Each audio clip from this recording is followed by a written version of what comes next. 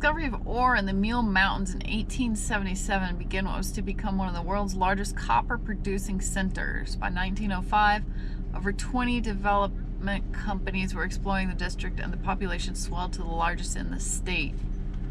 Immigrants from all parts of Europe and the Americas came to work in the mines and discover a new way of life.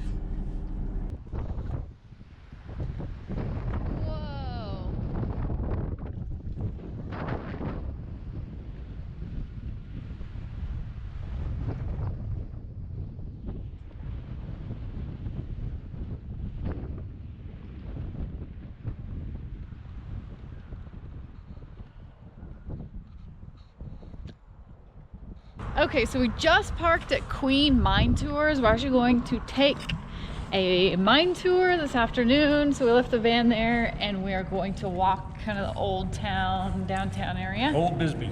This reminds me of Deadwood, when we walked through Deadwood. Yeah, real narrow, really tall buildings. Yeah, really cool. Everything's built into the hillside.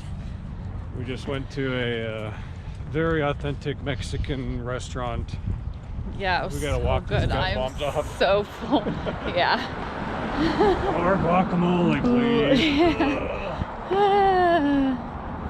Oh, the sun's out now. Tomorrow's supposed to get a little bit colder, so we figured this was a good day to do this. There is a parking lot in town on I-Overlander that some people have stayed overnight in, but we're actually going to hit a different spot out of town. So we're doing the walk and then we're gonna hit the mine tour and then head out of town. So yeah. Busy day. Full day.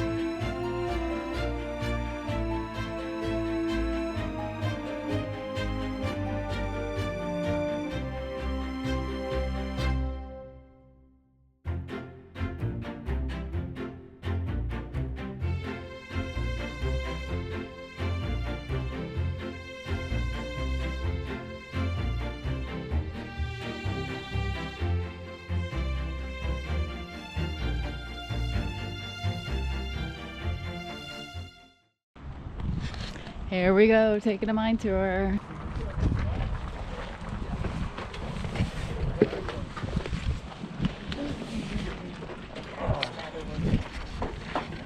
Toot, toot. I'm a little bit scared. Get closer.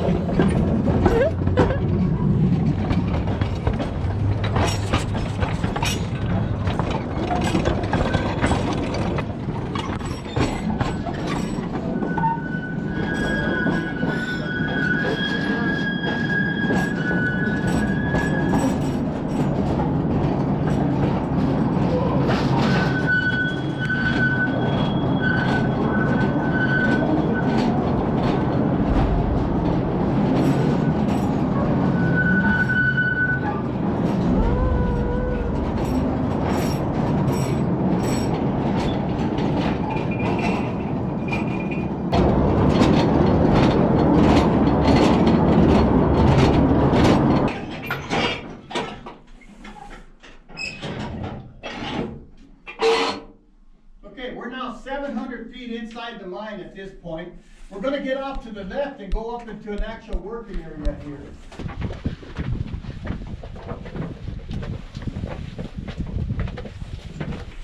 Now this area you're in, again, it's not a natural cavern, cave.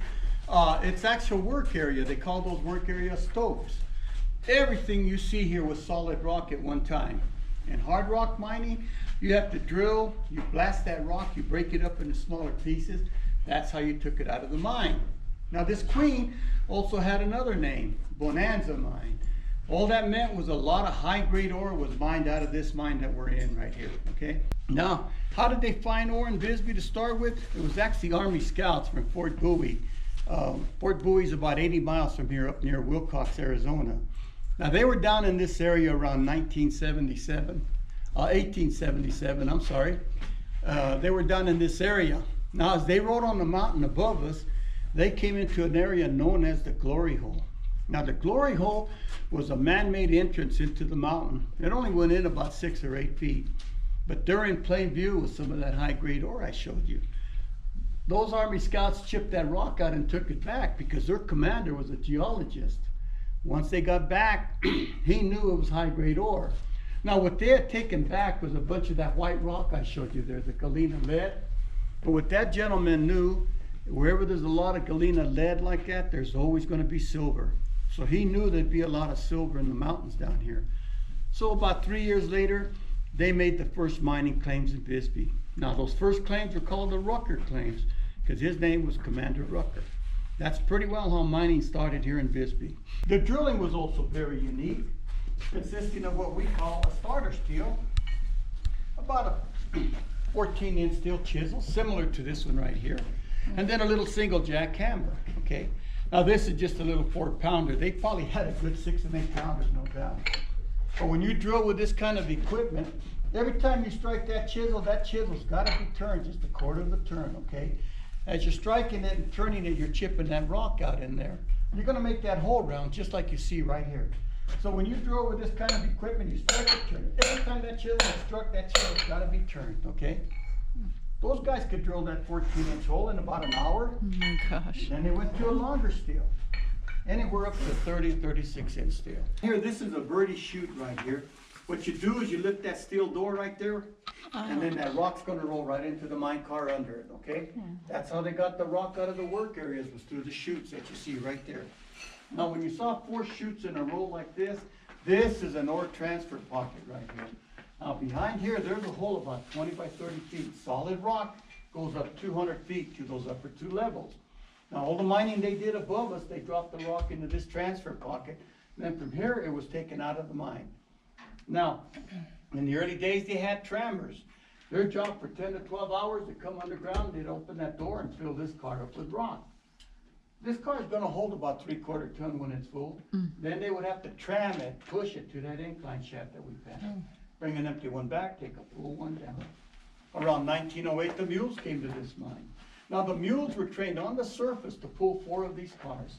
Once those mules came underground, they pretty well knew what their job was. Your dynamite's about the size of the stick. You soften that dynamite, and then you punch a hole in it with a pointed stick called a skewer. You just punch a hole right in that dynamite. These fuses come in 12-foot lengths. They burn around 40 seconds a foot. On the other end is that blasting cap. That blasting cap goes in that hole you made. You tie it, then you slide it to the back of the hole with the loading stick. Now, everything you're working with here is copper or wood. You don't have any metal optics here. As it gets to the back of the hole, the other sticks of dynamite that go in after that, you're going to cut them with a knife and put them in one at a time. As you put them in, your partner slides them to the back. But when it gets to where that other one's at, he's going to tap this one. He wants it to expand, to mushroom back there, to hold that first one in the far back. Now, you do that to every one of these holes, loading them the same way, one stick at a time. You'd put at least 7 sticks in each one of these holes. Now, everybody blasted a half hour before the end of shift. The entire mine, everybody knew that. Half hour before the end of shift, you and your partner would light what we call spitters. Now, they were way thicker than these sparklers. They burn close to 1,200 degrees once you light them. They only burn for 60 seconds. He lights one, you light one. As soon as you light it, you're up here touching these fuses. A blue flame's going to shoot out that they're lit. He immediately lights the top ones, you drop down and light those bottom ones, and then that's when it's time to go home. So now we're, I think, 900 feet under in the center of the mountain. Yeah. And what, 700 feet in? Yeah, 1,500. Yeah, 1,500 feet in. And 900 down. yeah. Is that what it is? Yikes. Gonna go back.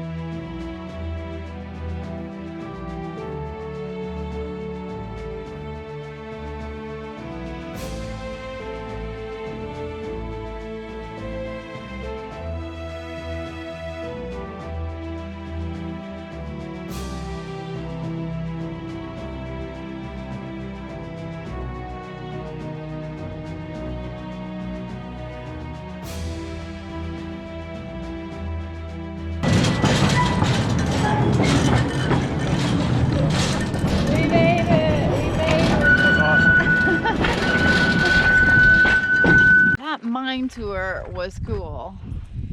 Yeah, it was. It's one of those things that's probably lost in translation through video. So if you're in the Bisbee area, I would recommend doing that for sure. It was really cool because the mine closed in 1974. I think that's what he said. And the guy that was our tour guide worked in there for 8 years. So like the first 8 years of my life, he was working underground in that mine with the conditions back then was crazy. But yeah, I'll never watch the news again and hear about miners trapped somewhere and not remember what it's like to be 1,000 feet underground in a tunnel. yeah, it's crazy. It's a weird feeling. I don't think it would have been a job for me. No. But so we just pulled into, what's this called? This wildlife? I had it on the tip of my tongue. I mean, I had it ready. Let me just see what it is. This was on iOverlander and All Stays. It has free overnight camping. You can park here. There are bathrooms. There's picnic tables. And it's northeast of Bisbee. Whitewater Draw Wildlife Area. Sounds pretty impressive with birds. So. Yeah, it's a lot of migratory birds stop here to winter. So there's a little bit of water over there. And I think we're going to have a pretty ridiculous sunset. I think we're going to have a gorgeous sunset. Look at So that. that's crazy. All the way over there. Wow, where are we Looks going? like, looks like how you'd paint a sunset, you know? Not how I would paint a sunset, but yeah.